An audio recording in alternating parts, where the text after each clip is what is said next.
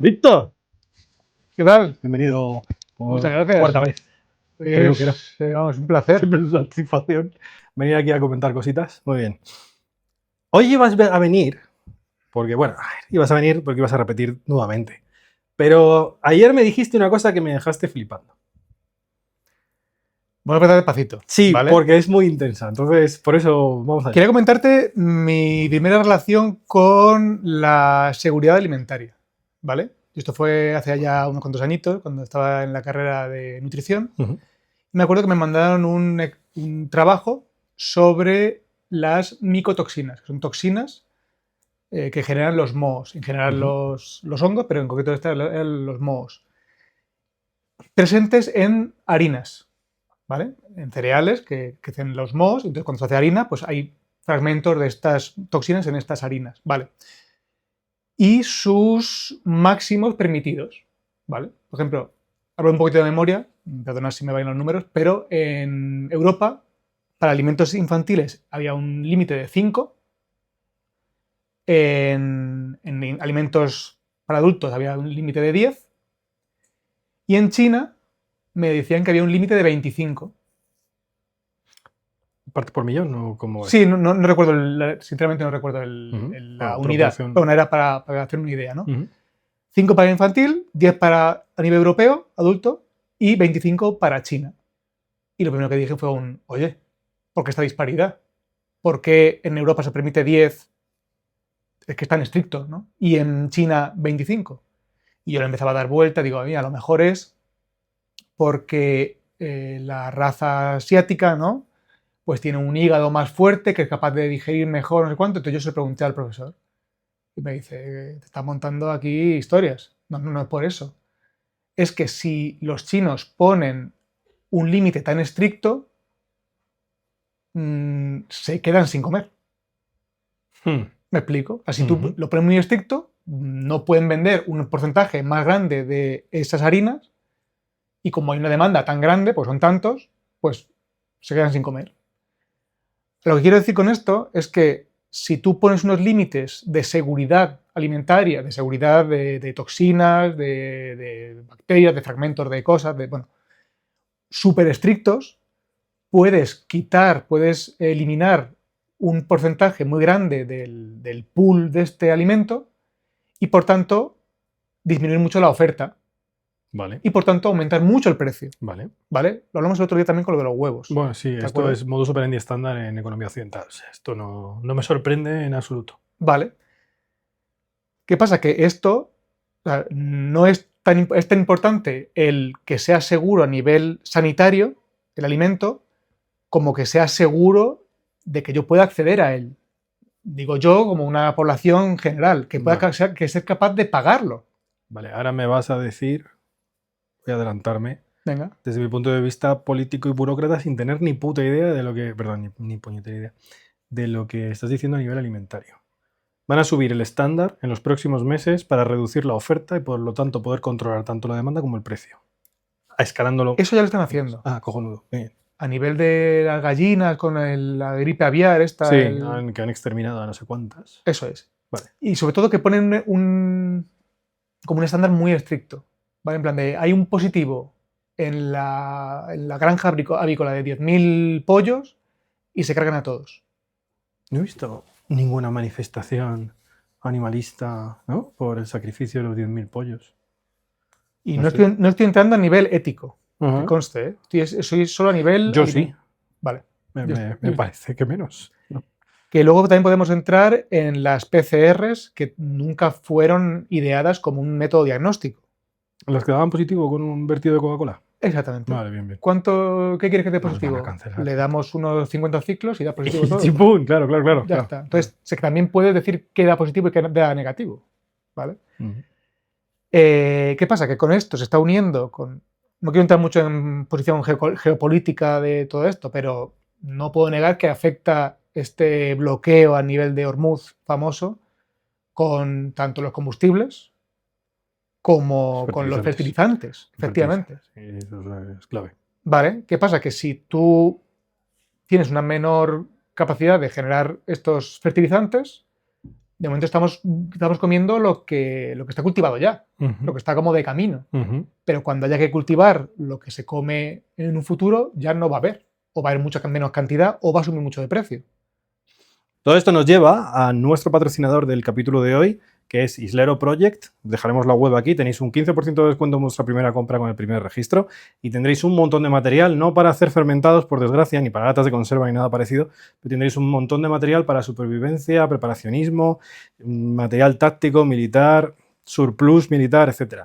Echadle un ojo a la web, 15% de descuento para todos los suscriptores del canal. Bueno, hay una vuelta de tuerca adicional, para la audiencia que no lo sepa, el fertilizante es la materia prima principal para la fabricación de explosivos y también en muchos procesos petroquímicos. Bueno, pues es evidente la demanda de munición es desproporcionada en los últimos 30 años, con lo cual es otro factor más a sumar para la escasez de fertilizantes y que acabará desembocando. ¿Cuándo?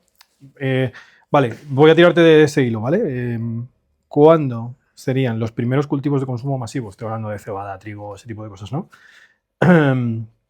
¿Cuándo habría que recogerlos? Perdón, ¿cuándo habría que plantarlos? ¿Vale? Y usando ese fertilizante que ya está escaso y que ya ni siquiera está. ¿Y cuándo sería su recolección? Para poder estimar cuándo tendrían que llegar a las estanterías de los supermercados y ver cuándo habría escasez. Que conste que no soy experto agrónomo, pero quiero recordar que son entre 3 y 4 meses cada ciclo de cultivo de cereales. Vale. De otras plantas no me atrevo a decir. Entonces, bueno, hay teorías por internet que yo lo digo en la fuente. Es internet, a saber quién lo ha dicho. No me hago responsable de esto, ¿no? Están diciendo que Yo no me hago responsable de nada, ¿eh? Eso. Aquí se dice y punto, ya está. Ya uno. Venga, pues es sobre agosto. En agosto puede haber claro, depende de cuánto de grave sea este acorte de la oferta de alimentos, puede llevar primero a un aumento de precio, eso creo que es, no nos vamos a librar nadie, y luego incluso una disminución de oferta que se puede llegar incluso a racionamiento. Te digo, espero que no sea así, que esté equivocado, que haya oído milonga, que sea todo esto bulos absolutos. Pero, igual que con el combustible, que es posible que o aumente el precio o se racione o ambas, ¿vale? Entonces, cosas para evitar esto o para prepararse para esto. Suena muy prepper, ¿no? Muy preparacionista. No está mal. Pero a eso voy, ¿vale? Acaparar un poquito de latas, alimentos no perecederos, tipo incluso granos, cereales, legumbres. En este caso, si es para sobrevivir, bueno. Si entramos un momento en el punto preparacionista, voy a dejar para que la gente luego no se confunda. Cocidas. Sí. Es un carajal en una situación de escasez cocer legumbre. Es un infierno. Así que cocidas. En tarros tienen también un montón de tiempo de caducidad, con lo Eso cual es. no habría problema. Y la diferencia de precio es muy baja. Conservas de pescado o de carne o congelado no tiene sentido porque, claro, esa es otra. Puede incluso haber un apagón. Un apagón incluso más largo que el último que tuvimos hace ya más de un año. No se puede decir tampoco longitud. Se están estimando o tirándose el triple de 7 días, 10 días. Eso lo he oído en muchísimas fuentes. Viene un poco a colación de esto. Bueno, vamos a cerrar el episodio un momento de la parte de la legumbre. Vale. Yo no como grano, no me va a afectar, no sé qué, no sé cuántos. Bien, haces bien no comer grano, como ya hemos hablado aquí muchas veces, ¿no? Creemos, no es nuestra opinión, no vamos aquí a sentar cátedra. Casi todo, bueno, todo el producto animal se alimenta con grano, con lo cual, igualmente, todo eso aumentará de precio. Si no fuese así, incluso daría igual, porque al haber escasez de otro tipo de productos, la gente tirará por esos segundos productos de mucha mejor calidad, pero que también, evidentemente, por aumento de la demanda, subirán el precio. Y aunque no, la bola de nieve, también hay que transportarlo con combustible. O sea, correcto, que no te libras. No, correcto, te toca. La cosa es que se tengan la comida y la bebida, que muchas veces se olvida, ¿no? Que a veces puede ser también difícil encontrar agua potable en una situación un poquito extrema, ¿no? De mucho tiempo sin... más o menos de entre 2 semanas y 4 semanas. Yo creo que más de 4 semanas rota la cadena de suministros, ostras, quiero creer que no es posible a estas alturas de primer mundo, ¿vale? Ya sería muy poco probable. Pero entre 2 y 4 semanas, vamos bastante bien. Fruta deshidratada, pescado en carne o en salazón también, a veces nos olvidamos, ¿no? Embutidos, incluso también. Se ve que en verano es un poquito más fastidiado. Es complicado, sí. Más fastidiado mantenerlo, ¿no? Sobre todo en un piso, es difícil. Eso, si tuviéramos una bodega o algo así subterráneo, pues ya es más estable la temperatura. Pero sí, arenques o cosas de estas así secas, que no hay quien se pudra ni nada, ¿no? Sí, interesante. Hablamos un momento a nivel, vamos a seguir con el tema del preparacionismo, porque ya hemos hablado muchas veces de otros temas. Hoy voy a tirarlo por ahí. Bueno, al final los dos tenemos un poquito de background suficiente como para poder decir algo. La parte de combustibles, lo comento en general, es esencial para el tema del agua, es lo que has dicho. Ahora explicamos cómo hacer un cálculo de agua por persona por día, más o menos, sobre todo en época de calor en España, que es morrocotuda. En otros países no, seguramente no tanto, pero bueno, aún así en Hispanoamérica la mayoría de países tienen una casuística bastante similar. No de tanta aridez, pero sí de temperaturas muy elevadas. Si hay problemas con el combustible, hay problemas con el bombeo del agua. Si hay problemas con energía, hay problemas con el bombeo del agua. Normalmente una buena, como dicen los americanos, una buena regla del pulgar es 72 horas de corte energético, empieza a fallar el suministro de agua. Con lo cual es algo a tener muy en cuenta, muy en cuenta. ¿Cuántos litros recomendamos por persona adulta y día en verano en las zonas semiáridas españolas? Luego de ahí es ya simplemente bajar. Depende muchísimo de la temperatura. Claro, por eso zonas semiáridas. Yo diría que si nos vamos a lo que es la meseta central y Extremadura, 35 grados holgados. Pero no es lo mismo estar 35 grados todo el día que bajarse al sótano y estar allí, pues. La mayoría de gente vive en pisos. Ya. Pero bueno, si no puedes poner el aire acondicionado, tiene que estar todo el día en ¿Y te vas a hacinar 35 o 40 personas por propiedad en un garaje? Pues. Ya. Pues habrá que hacerlo. O abrir la ventana para que corra el aire, no sé. Pero me refiero, una media de 2 litros diarios de agua. Incluso un poco justito. Un poco justo y sin contar higiene. Sí. Claro, y ni higiene ni para tirar del váter. Claro, olvídate. Entonces, digo algo de beber. Sí. 2 está muy justo, sinceramente. Pero bueno, sería para empezar. ¿Qué más recomiendas para esta situación? A nivel nutricional, claro, evidentemente. Aquí estamos hablando de una situación en la que no hay que ir a lo que hemos ido siempre de priorizar buenos alimentos, de priorizar una dieta, sino de pasar esos días de la mejor manera posible. Claro, quizás la mejor alimento sería unas verduras fermentadas, que eso no hace falta ni tenerlo en refrigeración. Hay otras técnicas de conservación de alimentos. Lo primero, la fermentación es con suficiente sal o bien con agua, o sea salmuera. Se puede meter prácticamente cualquier vegetal a una salmuera de un 5%, o sea 50 gramos por litro. Y con eso se mete prácticamente cualquier vegetal, se cierra en un sitio hermético, que puede salir el gas, porque genera un poquito de gas al principio, y eso es eterno. Que cubra, ¿no? Que cubra, sí, que no puede quedar nada al aire. Eso es. Y eso es prácticamente eterno. Otra cosa que luego te guste más o menos, porque esté fermentado, o que no te guste tanto salado, lo que sea. Pero bueno, a nivel nutricional es seguro. Y luego también a nivel de probiótico también es interesante, aunque no nos interese tanto en este aspecto. Sí, pero bueno, en general es algo muy bueno para tener almacenado. Sí, como probiótico es una maravilla. Típico suele ser la col, porque se empieza con el chucrut, se llama, efectivamente. Y se puede meter también con ajo, pimienta, lo que quieras realmente. Jengibre, queda muy rico. Con coliflor, bueno, hay un montón de recetas. Exactamente, zanahoria, lo que quieras, con especias también. Eso es el chucrut. Con salmuera también es similar. Se puede meter, si tienes un barril gigante, de manera ancestral, en el este de Europa se hacía así. Se meten las coles enteras en salmuera. Se tapan y se mete una piedra encima para que no floten. Eso es, y ya está. Entonces en invierno se van sacando, se saca una, se corta y se come. Tal cual.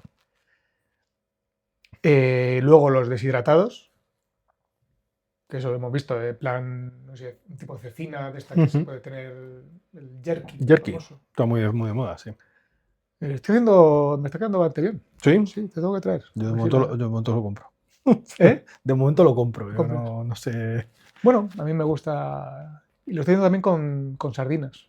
Es muy curioso. Jerky con sardinas. Jerky de sardinas. Sí, pues Sí. Curioso. Sí. Bueno, como el arenque, pero un poquito más elaborado, macerado y tal. Eso sería también ideal, porque pesa poco, pues hay que irse de algún sitio, lo que sea. El envasado al vacío no se oxida y a nivel de sal que tiene, pues no se estropea. Tiene una vida de útil, pues prácticamente casi ilimitada. Bueno. Y luego el sumum de esto es el pemmican. No sé si conoces el pemmican, ¿sí?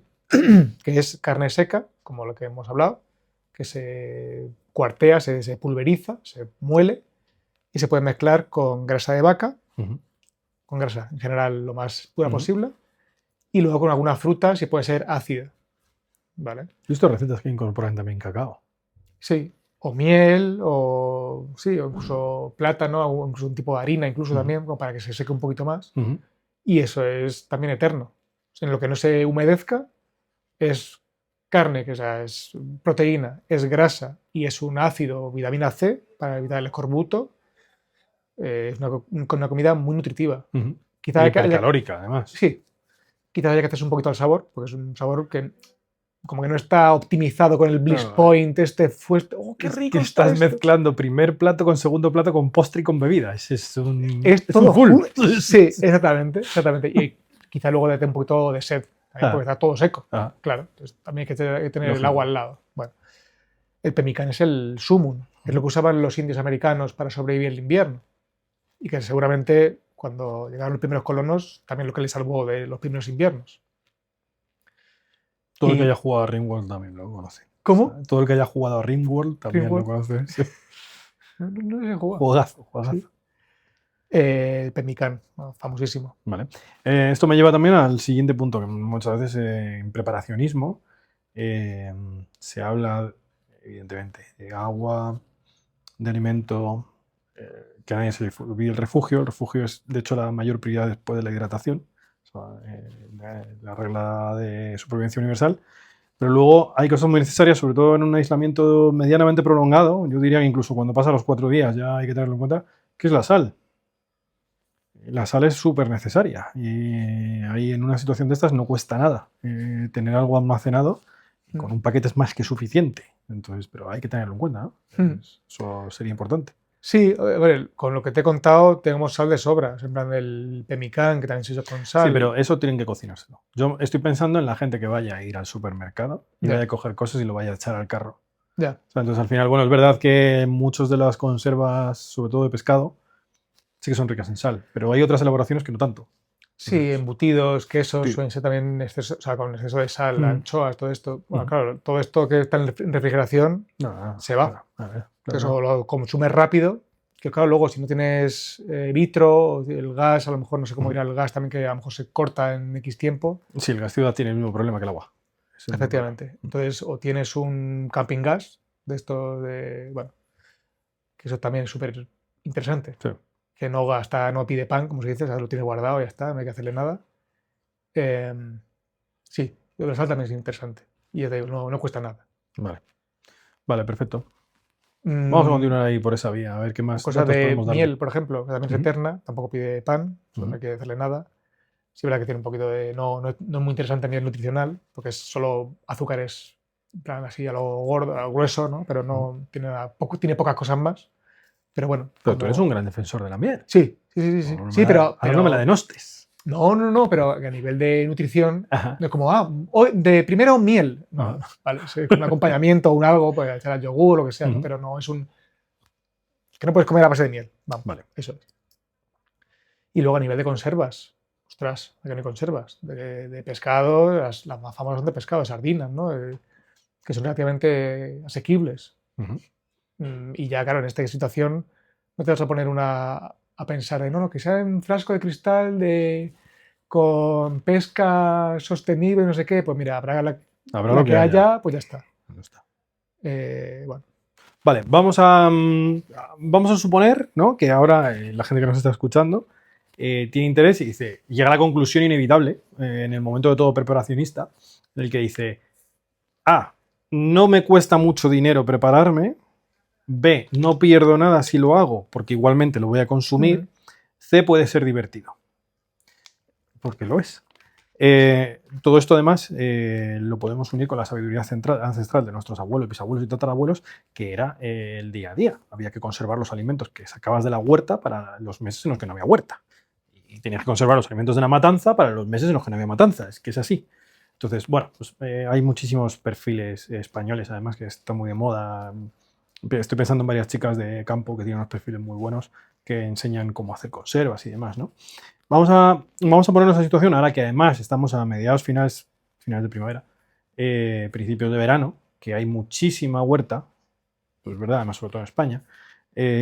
Vamos a un mercadillo y compramos un montón de verdura y de fruta que está muy bien de precio, sobre todo si vas a última hora del mercadillo, trucazo, vas a última hora del mercadillo y ya para no llevárselo te lo suelen poner más económico, ¿no? No puedes elegir lo que hay, pero aunque esté más fea, la coliflor sigue siendo coliflor, no hay más misterio. Vale, yo hago una compra, la persona que se hace una compra de ese producto, ¿vale? Y ahora llego a casa y lo proceso. Cuéntanos. Tienes 4 kilos de coliflor. Correcto. Venga. Lo que sea, ¿no? Vamos a procesarlo. ¿Qué hacemos? Vale. Lo primero, lavarlo un poquito, pues si tiene tierra, más que nada, no, bueno. Y luego, yo por ejemplo, el coliflor o cualquier vegetal se puede meter en salmuera. Vale. Salmuera del 5%, 50 gramos de sal por litro de agua. Se puede trocear o no. Yo más que nada porque quepa mejor. Eso te iba a decir, lo suyo es trocearlo. Eso es. Y si no quieres salmuera, se hace al 3% de peso de la col, por ejemplo. O de la coliflor, no sé qué, como que haya comprado. Coliflor, venga. ¿Cuánto pesa? 4 kilos. Voy a hacerla toda íntegra, a lo mejor le quito el troncho de en medio, ¿no? Pues, ¿cuánto lo voy a usar? Eso, lo peso, lo multiplico por, los kilos que me dé por 40. Luego esos 40 gramos de sal, troceo la coliflor y lo meto en un barreño y echo la sal encima. ¿Cuánto me he hecho? 4 kilos. 4 kilos, me has dicho. Sí. ¿Y lo multiplicas por 40 por qué? Pues es un 4%. Ah, un 4%, vale. 40 gramos por cada 1000 gramos de esto, son 40 gramos de sal. Vale. Hemos dicho 4 kilos, 4 por 4, 16. 160 gramos de sal. Troceada la coliflor lo más posible. Sí, lo más posible. Vale. Sal encima. Vale. Lo vas masajeando como en un barreño y eso va como exudando. La propia sal saca el agua de la coliflor. Y una vez esté hecho eso, a lo mejor una media hora se va como masajeando. También se puede hacer con la col. O con la lombarda también. ¿Vale? Y eso se mete en un bote de estos que tienen el cierre de tipo gaseosa. Vale. Se aplasta bien. Y luego, para que quede sumergido, yo lo que hago es que le puedo poner una cebolla arriba o una X hecha de zanahoria para que apriete realmente. Ya está. Es un poquito ingeniándosela. O una hoja entera de col, antes de machacarla, quitas una hoja de la col, se dobla y se pone como tope para meter una madera o algo así que puede dar un sabor raro. Se mete la propia col para que aplaste encima la media cebolla, por ejemplo, y luego encima la cruz de zanahoria. Y eso se cierra, se pone la fecha por curiosidad. Cubres de agua. Entiendo. Sí, porque la propia verdura saca el agua. Vale, no hace falta echar más. No hace falta añadir. Vale. Si hiciera falta añadir, por lo que sea, se puede hacer una salmuera al 5%. O sea, 50 gramos de sal por litro de agua. Pero entonces tú cuando cierras el tarro, no tiene que estar toda la verdura cubierta de agua. La que no quede cubierta no te la comes. Vale. Más que nada porque puede crecer mohos. Se puede comer si no ves mohos. Y si sale el moho, pues lo que tiene el moho lo quita y no te lo comes. Vale, ¿sabes? entiendo. Es para poder quitar la parte de arriba sin que se te contamine lo de abajo. Vale, entiendo. Porque lo que quieres es que no haya aire, oxígeno. Entonces tú, con ese límite de salinidad, lo que haces es que evitas que crezca cualquier bacteria patógena humana. Ya está. No hace falta añadir vinagre, se puede añadir también, no pasa nada. No hace falta añadir especias, se puede añadir. La canela no me gusta porque interfiere en la fermentación. Pero el resto, clavo, pimienta, ajo, jengibre, rallado o no, nabo, manzana, se puede echar también, lo que quieras. Vale. Asegurando un correcto nivel de sal, no se puede pudrir. Y sin que le dé el aire, claro. Ujú. Ya está. Eso se puede hacer Lo ya. almacenas en un sitio que no tenga luz, imagino. Sí. Vale. Fresco y seco, como se dice, ¿no? Ujú. Y prácticamente ya está. Puede gotear un poquito, porque eso genera gas, va saliendo de gas a través del agua, de la salmuera, y puede salir un poquito por el borde. Entonces, ponerle un plato debajo, porque gotea, pero ya está. Eso Vale. es lo máximo que pasa. ¿Cuánto tiempo hay que esperar para consumirlo? Hasta que deje de sacar gas. ¿Cómo sabes que ha dejado de sacar gas? Pues le levantas la tapa ¿Y y si no si hace suena pop? pst, eso que ha generado gas. Entonces, si no suena pst, es que se puede comer. Ya está. Vale, Se entiendo. puede comer antes, pero a lo mejor siendo un poquito. Ujú. Y eso, empezar comiendo poquito, porque a lo mejor te puede soltar un poco la primera vez, porque no estás acostumbrado a eso. Entonces lo que hay que hacer es empezar a comerlo ya. Sí, se puede comer cuando. Se puede No, comer pero ya. me refiero, para que de aquí a agosto la gente se le vaya acostumbrando el intestino, ¿no? Vale, entiendo. Y eso se puede mezclar, se puede cocinar luego o no. Si no lo cocinas, tienes la ventaja de que es probiótico.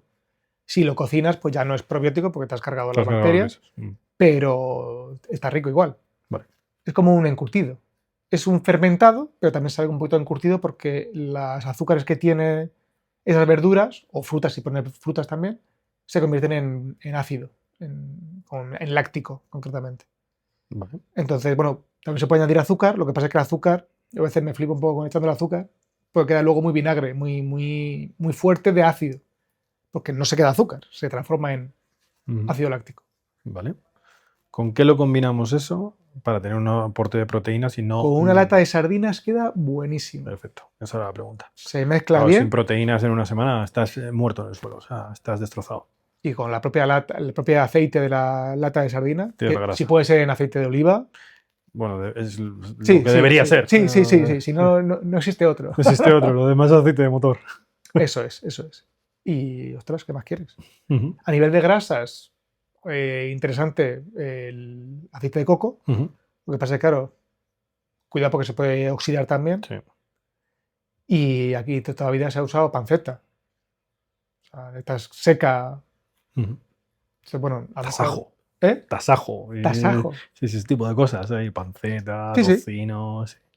Y ya te digo, a lo mejor es un poquito fácil mantener en un piso porque hace mucho calor No. y se te va goteando, eso te deshace. Pero sí. Bueno, siempre se pueden encontrar fórmulas. Sí. Bueno, todo esto al final nos lleva a la conclusión, lo que se dice siempre, claro, esto es muy fácil decirlo, ¿no? Pero es siempre que se pueda es mejor no vivir en una gran ciudad en un piso, es mejor vivir en otros sitios. Ah, bueno, hemos hablado de los salazones, no hemos hablado del bacalao, por ejemplo. Dale, Bacalao en una salazón, maravilla. también se puede salar prácticamente cualquier parte de carne. Tú lo metes lo entierras en sal, Ujú. bueno, el lomo curado, el lomo embuchado se hace así. Lomo de Orza, muy clásico en También, el sur eso de España. se mete en Eso aceite. es una delicia, eso es una maravilla. También he experimentado con lo diré, cuando se hace con aceite muy poquito a poco, escabeches. Mm. Ujú. Escabechado, sí, con vinagre, mucho Ujú. vinagre. Claro, entre el ácido. Luego se le ponen muchas aromáticas, mucho romero, tomillo, si puede ser un poquito de calidad fresco, bueno, ya es la leche. Ujú. Ajo. Claro, eso te aporta vitaminas también, entiendo. Sobre todo lo que hace es que evita que crezcan bacterias patógenas. Ajá. Y luego eso se hace al baño María, destapado en un bote, y le puedes meter zanahoria, cebolla, lo que quieras, ¿no? Un poquito también queda muy bueno el limón, la cáscara del limón. Y luego eso se cocina en el propio bote, y justo al baño María, y justo antes de sacarlo, caliente aún, lo cierras. Para que no haya sobrevivido ningún tipo de bacteria, y cuando lo cierras, Ya no entra se nada. hace vacío, y como diciendo, si hay bacterias antes de cocinado, te las cargas cuando lo cocinas, te las matas, las esterilizas, y no puedes permitir que entren otras porque primero está cerrado, y si hay alguna que puede crecer sin oxígeno, no puede crecer por el nivel de ácido. Con lo cual estás 100% cubierto. Eso es. Y en lo que no se genere gas, es Ujú. seguro esa conserva. Vale. Baño María. Explica cómo se hace el baño María. En María se mete lo que quieres conservar, es un bote, pues yo he dicho carne. Un tarro de cristal. Eso es un tarro de cristal. Se mete, en este caso yo he dicho carne, trozos de carne para guisar. Se puede meter cebolla, interesante el vinagre, se puede meter salsa de soja, también realmente lo que quieras. Vinagre es imprescindible. Un poquito de aceite, especias Eso se mete en un Perdona, ¿cuánto agua, vinagre le echamos? pues a lo mejor en un bote casi es la mitad del líquido que haya. Vale. La mitad del espacio que hay entre Entre las los cosas, trozos. vinagre. Y entiendo que es muy importante sacar todo el aire, con lo cual hay que aplastar bien y... Vale. Eso es, sí. Sí. Vale. Lo más posible, tampoco. Vale. Y eso se cocina, se llena de agua y se cocina todo a la vez, se calienta poco a poco, para que no se rompa cristal. Entonces, a lo mejor se puede llenar a la mitad o a mitad un poquito más, como 2/3 de agua al lado del bote. Vale. O sea, el bote sumergido en esos 2/3 de agua, que va hirviendo. Y una vez hierve, a lo mejor puede tener 1 hora cocinando a fuego lento. Yo le pongo la tapa encima para que no se, pues si gotea Que el no se agua, caiga el pues no agua. se caiga dentro del bote. Y luego cuando da 1 hora, pues hay algunas técnicas, algunas pinzas que se usan Sí, muy yankee. que son muy frikis, Sí. te digo, pero bueno, se puede hacer un poquito rapidito, con unos guantes un poquito tal. Lo haces rápido, terminas de cerrar, porque realmente está la tapa puesta, terminas de cerrar y lo puedes sacar. O puedes dejar dentro para que se enfríe todo junto. Y lo de darle la vuelta, que veo que lo hace mucha También gente. se puede hacer. O sea, una vez has cerrado, le Sí. das la vuelta al tarro. Sí, por ejemplo, sí. Se puede Vale, hacer. vale. Y vale reciclar un tarro que ya hayas comprado de un producto ya has consumido. Que se cierre bien, que la tapa cierre bien. Pues si luego le das la vuelta o gotea, pues ya la has liado. Claro. Vale, muy bien, muy interesante. ¿Qué más cosas recomiendas para esta situación? Todo lo salazón que he dicho, el bacalao se puede dejar en salazón, pero también la carne. Se puede comer trozos de carne entero, en plan de para guisar, morcillo, por ejemplo, o rabillo, cosas de estas, y se meten en sal. O sea, en una bandeja llena de sal, por abajo y por arriba, y eso se puede bien o luego sacar y comer como si fuera. Se usa hacer sal y azúcar a la vez, porque si no estás demasiado salado quizás. Pero se puede hacer solo con sal. Y se puede comer como si fuera una cecina. Hay que tener un poquito más de tino para eso, porque se suele secar y bueno. O directamente es eso, una vez súper salado, o se pasa al vacío, o se envuelve en una venda y se cuelga para que se termine de secar al aire. Eso viene siendo como un bacalao salado. Hay que luego hay que desalarlo en agua y luego se puede guisar. Vale. ¿Cómo resolvemos el problema de la vitamina C? Vitamina C. Para un confinamiento largo, no estoy hablando. Ostras, muy largo tiene que ser, ¿eh? ¿Sí? Pero, por ejemplo, los fermentados tienen vitamina C. El chucrut, todas estas verduras fermentadas tienen, y además, una cantidad importante de vitamina C. Vale, no lo sabía. También los usamos para quitar antinutrientes. Ajá. Todos estos toxinas o bociógenos que tienen las crucíferas, sí. la col, coliflor, brócoli, todo esto, se eliminan parcialmente con la fermentación. O sea, curioso. Realmente, o sea, es un alimento que es conflictivo per se y con este proceso lo conviertes no en un superalimento, pero en algo perfectamente viable, ¿no? Me gusta mucho el externalizar la digestión. O sea, como otros seres vivos, además. Estás subcontratando la digestión. Qué pedazo de definición. Yo te dejo esto aquí, me lo digieres y ya luego me lo como yo. Y ya me lo como yo luego. Brutal. Claro, esto me gusta mucho compararlo con la panza de las vacas, ¿no? O sea, los 4 estómagos que tienen. Sí. Claro. Sí. O sea, las vacas les cuesta su tiempo, su energía. Pasar por los primeros, claro, sí. Claro. Nosotros lo tenemos que hacer en un tarro fuera, ¿vale? Claro. Para que se fermente y tal. Y tarda a lo mejor, pues depende de la temperatura, puede tardar 3 meses perfectamente. Empezad ya, que si no, no llegáis al confinamiento. Ya vamos tarde. Ya vamos tarde, amigos. ¿Sabes? Entonces, me encanta. La fermentación, la verdad es que además es súper divertido. Es muy divertido, porque puedes... Experimentas y... A mí me gusta también meter algas, porque le pone el yodo. Le mete estos minerales como más difíciles de conseguir en tierra, los metes en las algas. Y luego si hay algunas cosas de algas que no son muy allá, algunos carragenanos, algunas cosas que también se defienden de ser comidas, vamos, igual, las bacterias de fermentación se las digieren. Qué maravilla, macho. Es que es una maravilla. Es una locura, ¿eh? Es un estómago de vaca externo. Me encanta la analogía, es brutal. Vale, y en esa situación, claro, en verano a lo mejor es menos problema, ¿no? Pero estoy pensando, en España a lo mejor es menos también importante en general, independientemente de la época del año. Pero a lo mejor en un país con poca incidencia solar y demás, pues puedes empezar a tener problemas de vitamina D, ese tipo de cosas. ¿Tú ahí recomiendas algún No te voy a hablar de complejo vitamínico comercial, porque eso cada uno se puede comprar el que le salga de narices y le funcionará o no le funcionará. Ahí no me meto, porque además no tengo criterio, no quiero tenerlo, no quiero tenerlo. Pero algún proceso natural que pueda compensar eso. La vitamina D. Sí. Bueno, primero, en general. Un porcentaje inmenso de la población tiene falta de vitamina D. Según los estándares de la CDC, ¿no?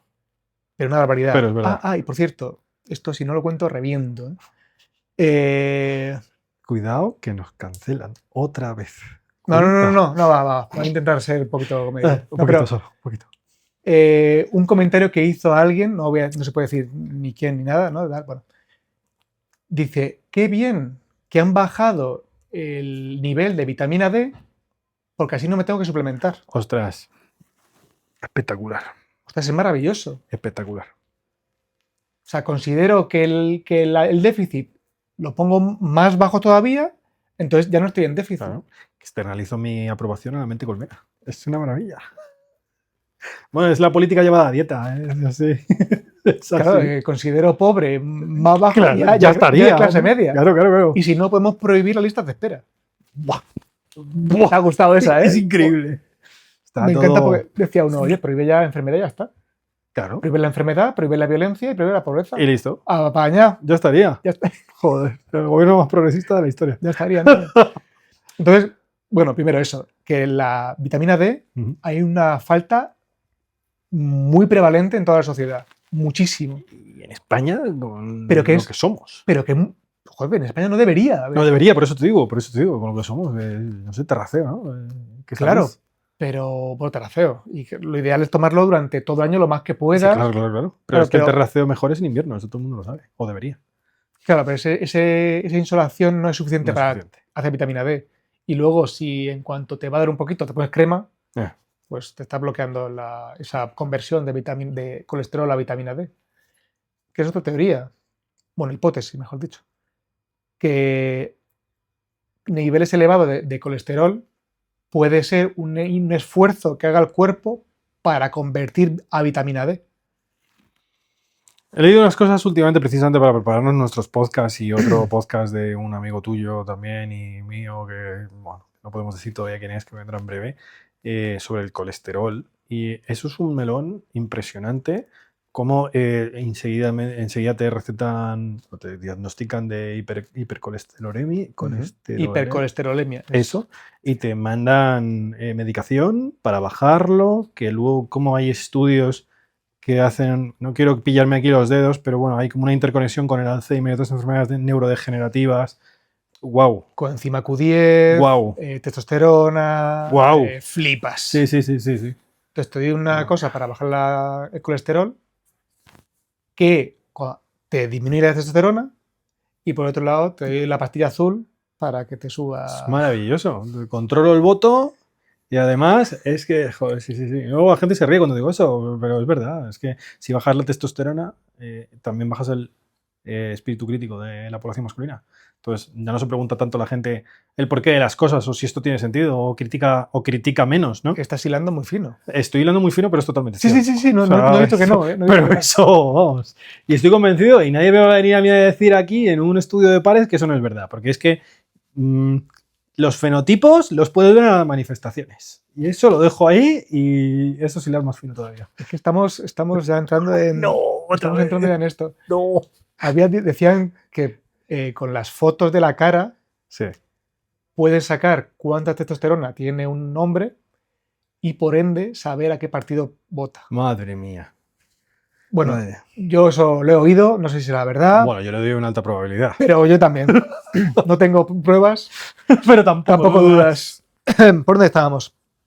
No, si esto estaba. ¿Esto está grabando ya? Sí, está todo grabando. Que ponga los Warhammer. Que lo de que la gente se aburra es algo. Eso es algo esencial, ¿eh? En situaciones extremas, yo he vivido alguna, por desgracia, y en situaciones extremas el aburrimiento es una de las cosas que más.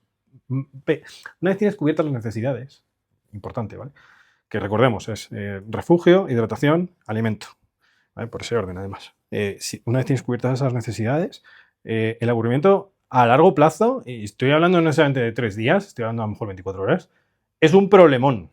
Pero problemón. Podemos añadir la cuarta, que es la de sanitario, que hay que gestionar los residuos que generamos y para evitar problemas, ¿no?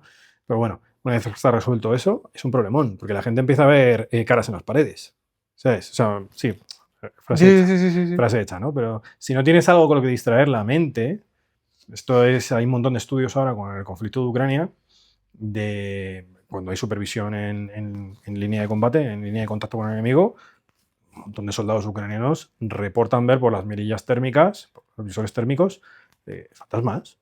Gente que no hay, ¿no? O sea, tú lo ves, a lo mejor lo ves con la infrarroja, pero no lo ves con la nocturna, o lo ves a ojo vivo, pero no lo ves con la infrarroja, o una combinación de factores, ¿no? Entonces, hay informes de fantasmas. No es que estoy viendo fantasmas. Bueno, a lo mejor sí, no tengo ni puñetera idea. Pero eso pasa muchísimo en situaciones de estrés sostenido y muy elevado, donde no tienes nada para distraer la mente y donde tienes que estar normalmente con la atención focalizada. Cuando se juntan esos tres factores es como una bomba de relojería y empiezas a tener problemas serios de concentración y ves cosas que no deberías ver y se te pasan por la cabeza cosas que no deberían pasarte por la cabeza. Con juegos de mesa, con libros, con una puñetera baraja de cartas. Es que tampoco... Y con alguna cosita, algún juguete para los niños y eso, no hay ningún problema. Sí, pero sí es verdad que últimamente nuestra relación con el aburrimiento no es buena. No, el aburrimiento está como denostado en la sociedad. Y está demostrado que un niño que se aburre es muchísimo más inteligente que un niño que no. Porque su cerebro trabaja para evitar ese aburrimiento. Se inventa cosas. La teoría de los 4 juguetes. Un niño que tiene 40 juguetes crece como un imbécil. No tiene que inventar nada, porque siempre tiene algo que lo compensa. El niño que tiene 4 juguetes tiene un desarrollo de CI muchísimo más grande, muy superior al otro, porque tiene que inventar cosas para darse variedad al juego. Incluso si no tienes juguetes y lo que tienes son objetos cotidianos, de repente el sofá se convierte en un fuerte de vaqueros y la silla es un barco. Si tienes juguetes que sean un barco y un fuerte de vaqueros, no te hace falta inventar nada. Eso es un poco ahí. Y por ahí va un poquito esto. Es muy importante evitar cuando sobre todo hay mucha gente, porque si no se producen arrebatos violentos. Evitar el aburrimiento. Vale, yo he dado mi parte toda nutrición, ya estaría, ¿no? ¿Cómo era? Si no sé qué, sin cerveza. Comer pierde la cabeza. Sin tele y sin cerveza. Comer pierde la cabeza. Eso es. Sí, El Resplandor, ¿no? El Resplandor, tal cual. Sí, tal buen cual. ejemplo. Sí, bueno, viene de esa. Viene de esa, Sí, a lo mejor estamos basándonos todos en la alimentación y en el agua y tal, pero también a nivel mental. No, es un todo, es un todo. Quizás es lo más duro. Y la segunda vez que hagas deposiciones en un barreño, eso es una experiencia epifánica, Entonces, claro, y luego liberarte de eso de una forma organizada para que no te contamine el lugar de estar, el flujo de agua, X. Nadie que haya estado en un foso de tiradores y se le empiece a llenar el agua sabe lo que es. Pues esto es lo mismo, Esto es lo mismo, tiene mucha amiga ese tema. Entonces hay que... Si son 2-3 días, puede ser peligroso, pero no es grave. Una semana, la cosa se complica. De hecho, hay muchísimos, dentro de la cultura preparacionista estadounidense, hay un montón de podcasts que son los que van, allí en Estados Unidos hablo, gente con un nivel de preparacionismo muy alto, porque en Estados Unidos esto, tanto por la idiosincrasia de los propios estados, por los estados con huracanes, ves sótanos en casas normales y son búnkeres que ya quisieran aquí tener en instalaciones militares. A ese nivel de preparacionismo estadounidense hay muchísima gente que... con estudios contrastados, no estoy hablando de tal, estoy hablando de estudios con bueno, ya a lo mejor de los pares se puede tocar, pero bueno, estudios bien hechos. A partir del tercer día de carencia de alimentos, ya sabemos lo que pasa un poco, esto de hecho me lo explicaste tú en un podcast, en el que la gente que tiene un SIB o un crecimiento desmedido bacteriano, al final las bacterias piensan por ellos, no son capaces de controlar apetitos y tal, ¿no? Y pues como que vives un poco ahí vendido, ¿no? Mentalmente. Parece que está bastante demostrado que a partir del tercer día la mayoría de la gente perdería la cabeza. Y a partir de la semana habría canibalismo. No, hombre, no. Para la gente se le va mucho la olla. Eso es lo que... Pero es por estrés. Por estrés, no por necesidad. Exactamente. Por estrés. Y si tienes una discusión en el descansillo de la escalera, te pegan 4 tiros y te descuartizan. Y entonces, bueno, claro, pues son situaciones extremas, pero es que nunca la sociedad moderna occidental, jamás ni en situación de guerra, ha vivido un corte completo de todo el tipo de prestaciones de comodidades modernas y de suministros durante más de 48 horas. En ningún caso. En ningún caso. Entonces, no se sabe qué va a pasar. Es jugársela. Y bueno, repetimos, esto es lo que se oye por internet, que a lo mejor no ocurre nunca y genial. Bueno, vendría muy bien a la agenda. Eso es lo que también he visto yo. Claro. Que para dar otra vuelta de Por tuerca, lo que toca al gobierno mundial y demás. eso no lo podemos entrar aquí. No, vendo libertad por seguridad. No podemos entrar. No he dicho nada. No he dicho nada. No he dicho nada. Venga. No he dicho nada. Sí, bueno, como lo de las medidas estas cautelares del 11S, que aún siguen. Ya. Aún siguen. El acta patriótica. Qué barbaridad. ¿Era el acta patriótica? Sí. Sí, se anulan los derechos civiles ante sospecha de terrorismo. Pero era de los aeropuertos que pueden escanear por todos Forma lados. parte del acta patriótica. Es una barbaridad. Pero es que si encuentran una presunción de potencial peligro para la sociedad, para el país, de terrorismo, en ese registro o en ese lo que sea, automáticamente pueden anularte los derechos civiles. No hace falta la aprobación judicial.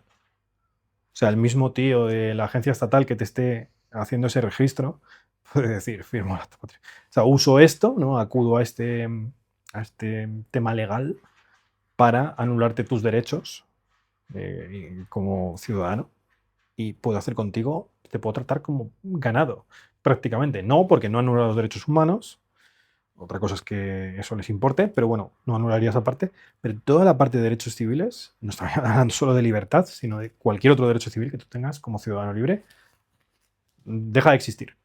Estamos hablando de Estados Unidos. Sí que es cierto que eso se está viendo a diario y en decenas de casos en Reino Unido y ya cada vez más en Europa.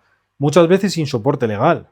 Hay simplemente como zonas grises que se utilizan para hacer ese tipo de cosas. Curiosamente, siempre de ciudadanos de un determinado tipo. No se emplea con otros ciudadanos o con otros no ciudadanos. Ya.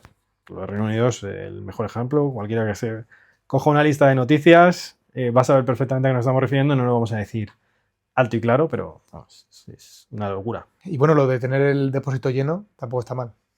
Por si acaso. Baterías cargadas. Baterías cargadas, depósito lleno, si puede tener un panel solar, aunque sea de estos de portátil pequeñito, para ir tirando y recargando el móvil una vez cada 2 días Sí. o algo así. O una radio que se pueda cargar con batería, con el USB-C. Eso es muy interesante. Sí, una radio, de hecho, eso es algo muy interesante porque en una situación de emergencia global y potencialmente catastrófica, solamente se podría utilizar la onda radio para poder transmitir mensajes a la población.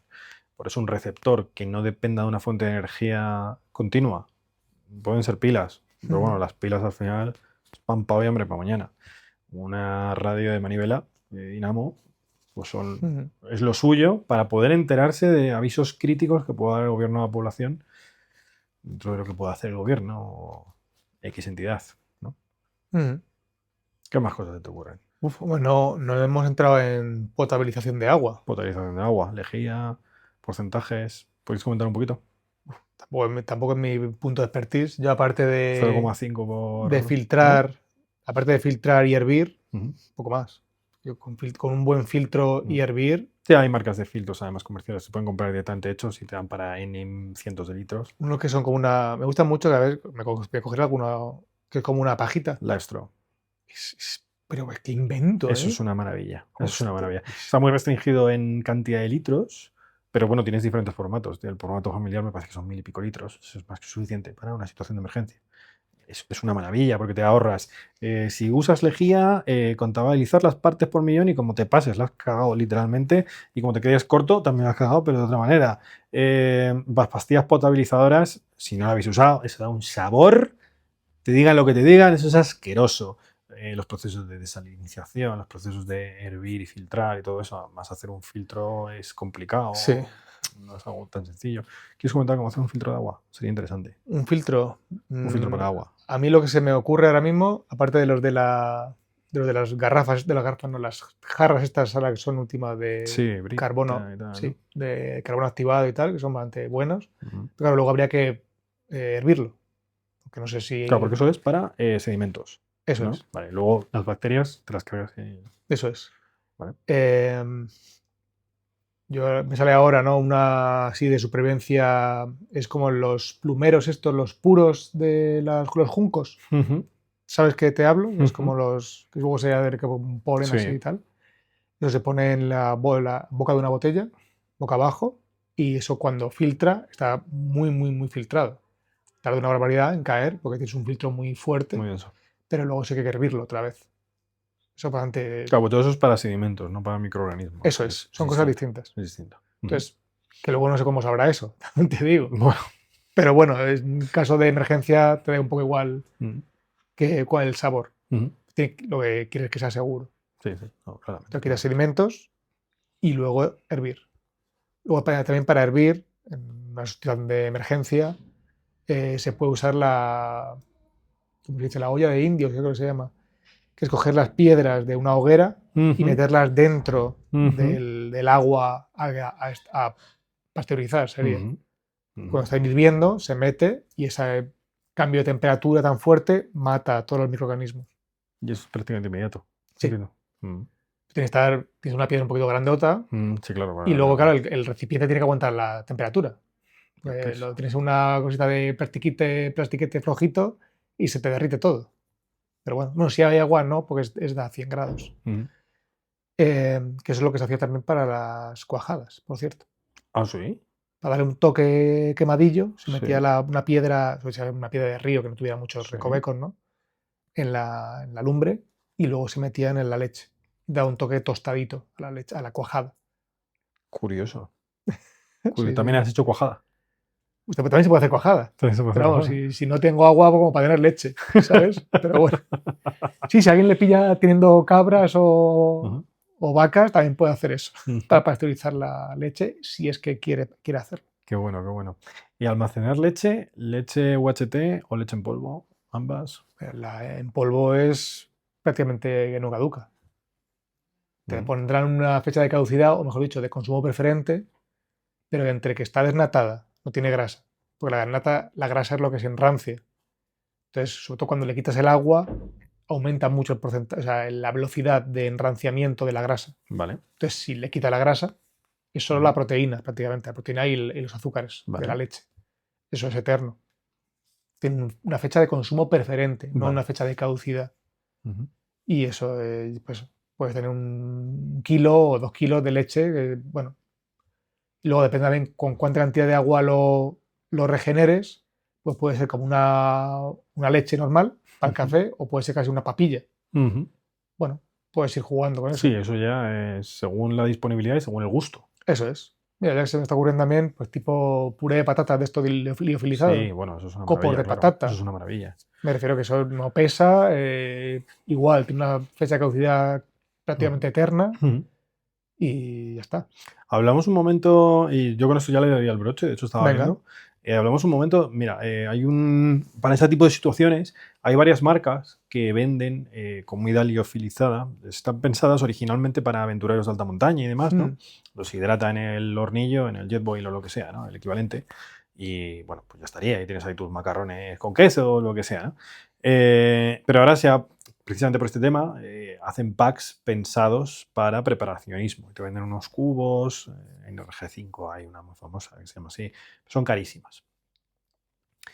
Hay una alternativa, que no está mal, no estoy diciendo que esté mal, pero son muy caras. Otra alternativa son los kits de comida militares. Los de la OTAN en concreto son bastante decentes. Tienen unos estándares mínimos de tanto de aporte calórico como por macros. Entonces está muy bien. Otra cosa que te guste, depende del país, pues las españolas están bastante buenas, las británicas no hay quien se las coma, pues ahí depende, ¿no? Es un poco variable según el país. Pero claro, todo eso, cuando te llega al mercado, bueno, las primeras no, las primeras están destinadas directamente a uso civil, pero las militares, cuando te llegan al mercado, normalmente tienen un tiempo de caducidad muy corto y muchas veces llegan al mercado cuando están caducadas. ¿Eso es un problema o como son latas de conservas y son además en este caso raciones de combate, aunque pierdan sabor, se enrancien o lo que sea, pueden seguirse consumiendo? Esta es la diferencia, me está preguntando, entre fecha de consumo preferente y fecha de caducidad. Correcto. La fecha de caducidad es a partir de la fecha a partir de la cual no te pueden asegurar que sea seguro consumirlo. ¿vale? O sea, puede haber desarrollado bacterias patógenas o, sí, o toxinas que ya no lo hacen seguro. Vale, Eso no se puede comer, vale. ¿vale? Y lo otro es fecha de consumo preferente, es que, por ejemplo, están en los yogures. El otro día tuve un debate con un amigo sobre esto, ¿no? Y es que se va haciendo más ácido el yogur. Vale. Entonces, exagerándolo, tienes un yogur y lleva 4 meses en la nevera, pues está súper ácido porque se ha ido fermentando más, ha avanzado más durante la fermentación Vale. y está muy ácido. Ya está. Es que han cambiado sus características organolépticas. Sabor, textura, aroma. Pero Vale. es seguro consumirlo. Exactamente. Entonces, las latas, los botes de conserva, eso es una fecha de consumo preferente. No es una fecha de caducidad. Entonces, a tu pregunta, creo que es la que dice es fecha de consumo preferente. A partir de ahí, pues a lo mejor se habrá un poquito, imagínate, más ácido o no estará tan seco, tan crocante, a lo mejor está un poquito más gomoso, por ejemplo, ¿no? Eso, que no depende del alimento también, ¿no? Incluso puede enranciar un poquito, pero es seguro comerlo, Vale. sobre todo si está deshidratado o mejor liofilizado. Vale, y las latas, por ejemplo, estoy pensando ahora mismo en las del ejército español, que son fabada asturiana, cocido madrileño, pote gallego, que lleva líquido dentro. Eso es eterno. Ten en cuenta que eso se hace unos 120 grados, 90 minutos. O sea, si has sobrevivido a eso, pues, Dios no pide confesados, ¿sabes? O sea, y luego encima, a lo mejor tiene algunos conservantes también. Hay algunos que no hacen falta, por la característica que he dicho antes de acidez, sobre todo. Acidez y salinidad. Ten en cuenta que tiene un concepto muy chulo a nivel microbiológico, que es como ponerle vallas en una carrera de estas de salto de valla, ¿no? Vale. Entonces, pero se la va poniendo como encima, una de otra, ¿no? Entonces, si tú le pones solo una barrera a una bacteria, pues a lo mejor la puede medio saltar. Yo que sé, le pongo salinidad. Pues si solo le pongo esa, pues medio puede saltarla. Luego, encima de salinidad, le quito agua. Pues ya es como otra barrera sobre esa otra barrera. Entonces ya no puedes saltarlo. Si le pongo salinidad, o sea, sal, le quito agua y encima le pongo ácido. Olvídate. O sea, ya no puedes crecer. Vale. Ni siendo bacteria, ni siendo moho, ni nada. Vale. A no ser que tú abras el envase y coja la humedad del aire, que eso pueden hacerlo, depende de si es muy seco. Por ejemplo, la miel puede hacer eso. Es higroscópico, se llama, coge la humedad del aire. Pues como has quitado una de las barreras, Vale. pues ya algunas bacterias pueden empezar a crecer ahí. Vale. Y ya puede ser peligroso. Más que peligroso, a lo mejor desagradable. Pueden dar sabores amargos y en un caso puede ser patógeno, sí. Entonces, respondiendo, si el envase está intacto, si por ejemplo las latas no están abombadas hacia afuera, no hacia adentro que la pete un golpe, Sí. pero abombadas hacia afuera, eso, Tiene gas, ¿no? Claro. si tiene gas, es un indicativo de que ha crecido una bacteria dentro y eso hay que tirarlo, eso es peligroso. Eso es un botulismo. Vale. Y es letal. Entonces eso sí que hay que tirarlo. Pero el resto, si no hay abombamiento y no está roto el envase, ya digo, puede estar un poquito más ácido, un poquito más duro, un poquito más tal, pero es seguro. El comer. botulismo es letal. Sí. El botulismo es una bacteria, Clostridium botulinum, que es la misma que se usa para el Botox, por cierto. Curioso. Es una toxina. Y crece en anaerobiosis, sin oxígeno, que es lo que hemos hablado antes de los fermentos. Entonces, los fermentos, para que no crezca Clostridium, lo que haces es que pones sal. Y luego, cuando fermentan estas otras bacterias que las has seleccionado con la sal, también generan ácidos, que echan también al Clostridium, evita que pueda crecer. Aunque esté presente, no puede reproducirse. Vale. Vale. Que eso también, bueno, en un chucrut tú no echas un cultivo iniciador, ¿no? Por ejemplo, en la cerveza tienes que echar levadura, o en el yogur tienes que partir de otro yogur, ¿no? Para hacer tus yogures en casa. Sin embargo, en el chucrut no echas nada, porque es la flora que hay allí. Son las bacterias que están allí. Bacterias, levaduras, virus incluso, es un popurrí. Y tú pones las condiciones y que crezca quien pueda. ¿Sabes? Eso sí, me preguntaron una vez, yo hago chucrut, Y a veces me decía algún compañero, oye, esto ¿lo puedes hacer uno con poca sal? Que tengo hipertensión. Yo dije, justo eso no puedo hacerlo. Como puedo hacer una tortilla sin huevos, pues algo así. Pues depende, ¿no? Pues no puedo hacerlo. No puedo, tío, no puedo. No puedo porque es peligroso. Vale, Aparte de que sea una guarrada, seguramente. Has comentado que también puede haber virus presentes en... Sí, porque no los he quitado. Vale. O sea, virus hay en todos lados. Vale. Como en nuestro intestino. Pero en general, o sea, cualquier tipo de... nada concreto, lo que sea, ¿no? ¿O te refieres a algún tipo de virus concreto? No, o sea, no me refiero a ninguno, pero por donde hay bacterias hay virus. No lo sé. No, Sí, claro, yo, son microbiología, o sea, aquí no tienes ningún filtro que quite cosas. Vale. Pues hay aquí. O sea, no estoy diciendo que sea una fuente de virus, pero es un ecosistema. Vale, entiendo. Igual que no es nuestro intestino, un fermento es un ecosistema de bacterias, de mohos, de levaduras, seguramente también de virus, que están fagocitando esas bacterias también. Es como estos acuarios, no sé si has visto. Ah, sí, los terreros autosuficientes, ¿no? Que les echas un chorrito de agua cada 3 meses y creo que hay unos que están hasta cerrados, que están testados por la NASA. Joder, un ecosistema 100% autosostenido. Y mientras no se pase cierta temperatura, cuando le da el sol, las alguitas que tienen generan oxígeno, que dan de comer a unos camaroncitos, que los camaroncitos hacen caquita, que se dan de comer a las algas. O sea, cierras el ciclo. Mundo perfecto. Entonces, pues esto es similar. Tienes un ciclo, y claro, el chucrut acaba porque ya no hay más comida. Entonces que se queda como en pausa. Si quieres acelerar hacer chucrut, esta fermentación, pues puedes partir del juguito de otro chucrut ya previo. Que ya tiene esa madre, por así decirlo. Eso es, ya acelera mucho el comienzo de la fermentación, pero no es en ningún caso imprescindible. Tú pones las condiciones y te digo, ¿quién es capaz de sobrevivir? La bacteria que es capaz de sobrevivir a esas condiciones es la que crece. Eso es.